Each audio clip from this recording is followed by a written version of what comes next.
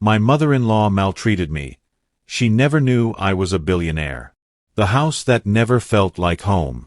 When Maya Thompson married Ethan Cole, she believed love would protect her from everything else. She was wrong. The Cole family house stood tall in a quiet, expensive Atlanta neighborhood, with white pillars and trimmed hedges that screamed old money. But inside that beautiful house lived a woman who made Maya feel smaller every single day. Her name was Dorothy Cole, Ethan's mother.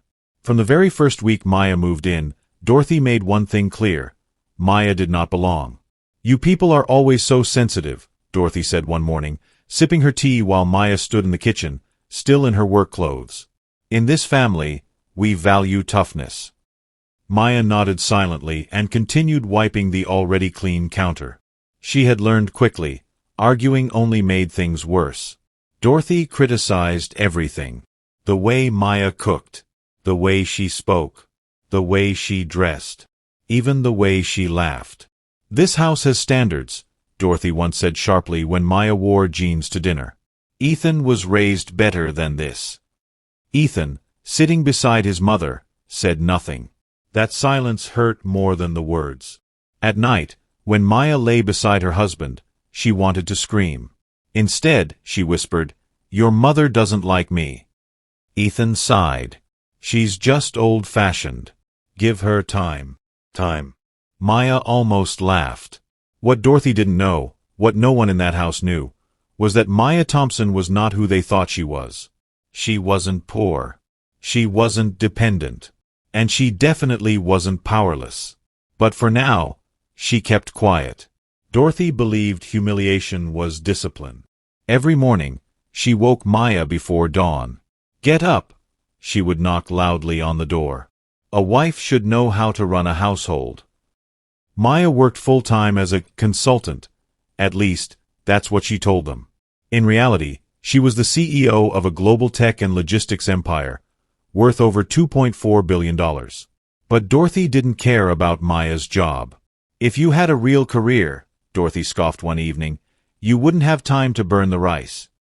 The table went quiet. Ethan stared into his plate. Maya swallowed the pain and apologized, for rice that wasn't even burned.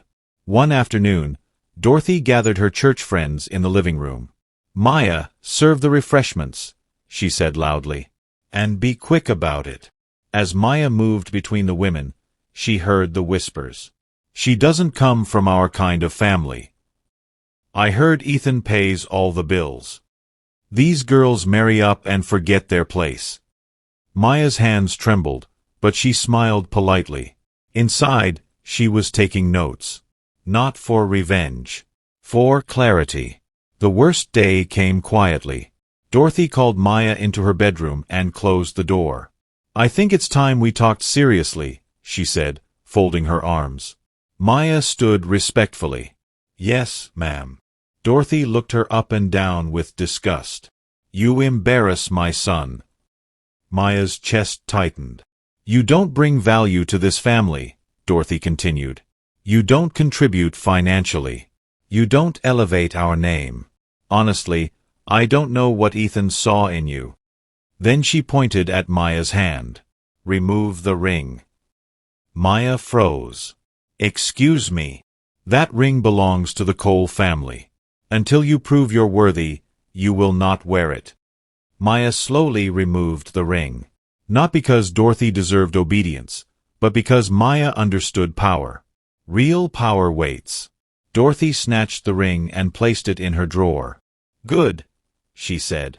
"Now go prepare dinner." That night, Maya cried quietly in the bathroom. Not because she was weak, but because she finally understood something painful. Love alone was not enough to survive this house. What Dorothy never suspected was that Maya's quiet phone calls weren't gossip. They were board meetings. Her consulting trips weren't small projects. They were multi-million-dollar acquisitions. Maya had married Ethan for love, after meeting him during a charity gala where she attended anonymously. She never led with money. She never used her wealth as armor. But Dorothy's cruelty was changing her. One evening, Maya sat in her car and spoke softly into the phone. "Prepare the Atlanta expansion," she said calmly. I want full control by Q3. Yes, Ms. Thompson, the voice replied respectfully. She looked at her reflection in the mirror. How long will I keep shrinking to make them comfortable? The final blow didn't come from Dorothy. It came from Ethan. Maya overheard a conversation she was never meant to hear.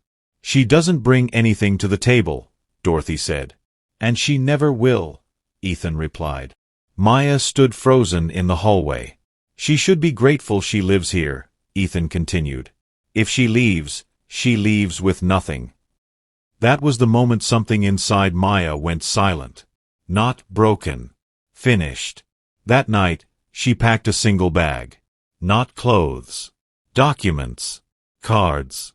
And a truth that would soon shake the Cole family to its core. Maya did not cry when she left the Cole house. That surprised even her. The house was quiet. Too quiet. Dorothy had gone out for her weekly bridge meeting, confident as always that Maya would still be there when she returned. Ethan was at work, believing his wife had nowhere else to go. Maya walked out with a single carry-on bag. No shouting. No dramatic goodbye. No note. Just dignity. As she stepped into her black sedan, the driver opened the door respectfully. Good evening, Ms. Thompson, he said. She paused. Good evening, she replied calmly. The car pulled away from the house that had never truly been her home. Within 20 minutes, Maya was inside the penthouse she had purchased years earlier, an entire floor overlooking the Atlanta skyline. Glass walls. Quiet luxury. Peace. Her assistant, Naomi Brooks, stood waiting. They took your ring? Naomi asked gently. Maya nodded. Naomi's jaw tightened. Do you want us to respond? Maya took a deep breath. Not yet, she said. But prepare everything. That night, Maya slept without fear for the first time in months. By morning, the silence had shifted. Ethan called. Once. Twice. 10 times. Maya ignored every call. Instead, she stood in front of a full-length mirror, dressed in a tailored navy suit. Her posture was different now. Straighter. Unapologetic. She walked into the headquarters of Thompson Global Holdings, a 40-story building downtown. Executives rose when she entered. Good morning, Madam CEO. Maya nodded once. Let's begin. The meeting was swift, efficient, ruthless in precision. By noon, contracts were signed. One of those contracts involved a real estate development project in the very neighborhood where the Cole family house stood. Maya didn't smile. She didn't need to. Dorothy returned home that evening and sensed something was wrong immediately. Maya, she called. No answer. The kitchen was spotless. The bedroom empty. Ethan arrived shortly after. She's not here, Dorothy snapped. Where did she go? Ethan frowned and pulled out his phone. Voicemail. Again. That was when the knock came. 2 men stood at the door, dressed sharply. Mrs. Dorothy Cole? One asked politely. Yes, she said suspiciously. We're here regarding the property valuation and pending acquisition. Dorothy scoffed. This house is not for sale. The man handed her a folder. Actually, the land surrounding this property was purchased this morning by Thompson Global Holdings. Your home is now the last parcel. Dorothy's hands trembled as she flipped through the documents. At the bottom of the page, Maya Thompson, Chief Executive Officer. The room went silent. Ethan's face drained of color. That's not possible, he whispered. But it was. Ethan showed up at Maya's penthouse 2 days later. He looked smaller, humbled.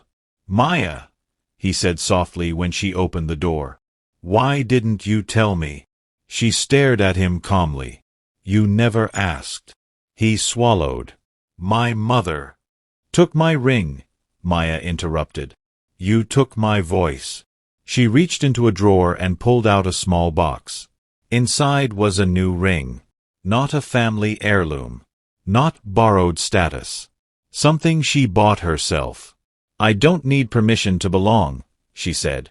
Ethan dropped to his knees. "I was wrong," he said. "Please." Maya closed the box. "This isn't about money," she said quietly. "It's about respect." She walked past him and closed the door. Dorothy tried to apologize. She even cried. But Maya never went back. Instead, she built schools, funded shelters, created opportunities for women who were told to shrink. And when the media finally discovered the story, Billionaire CO endures years of abuse from mother-in-law who never knew her true identity.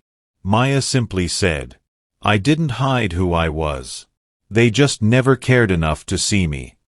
1 year later, Maya stood on a stage at a women's leadership summit. "Sometimes," she said into the microphone, "people mistreat you not because you are weak, but because your strength threatens them." The crowd stood. Applause thundered. Not for revenge, but for truth. Maya never remarried quickly. She chose peace. She chose boundaries. And every time she looked at her reflection now, she saw a woman who survived cruelty without losing herself.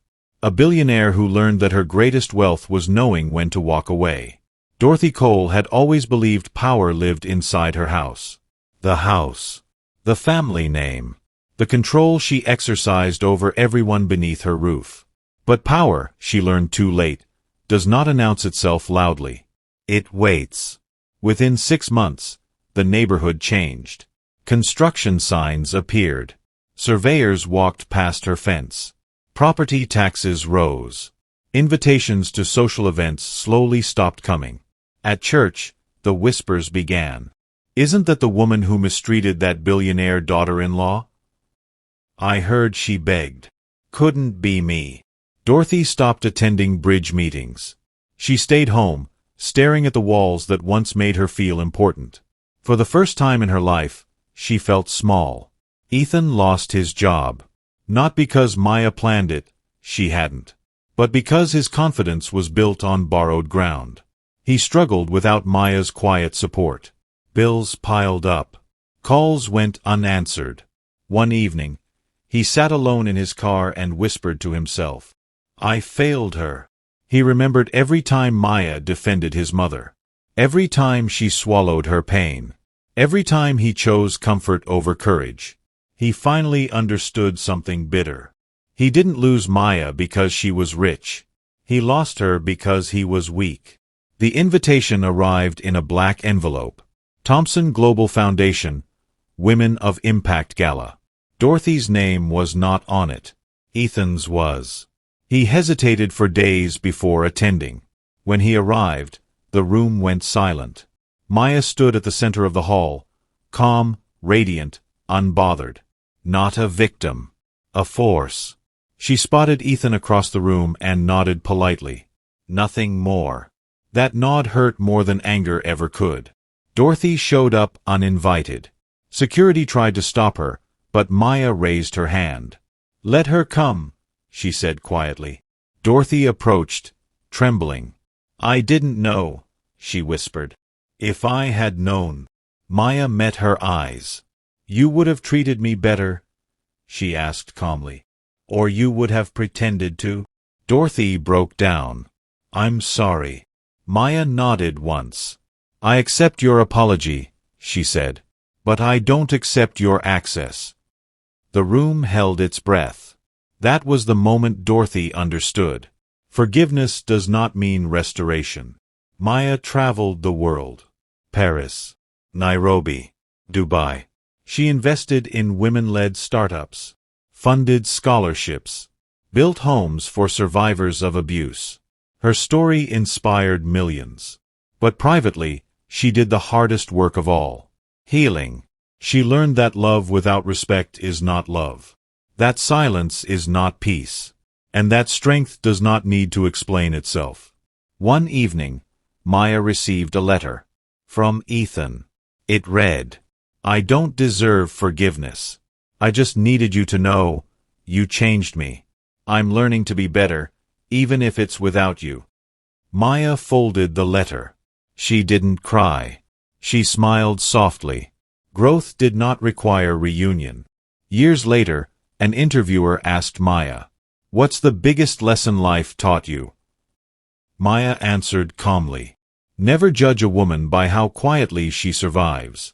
Some of us are powerful long before we are seen." The headline the next day read, "She endured silently, and walked away a billionaire in every way." And somewhere in Atlanta, a woman who once ruled her household learned a hard truth. You never know who you're mistreating.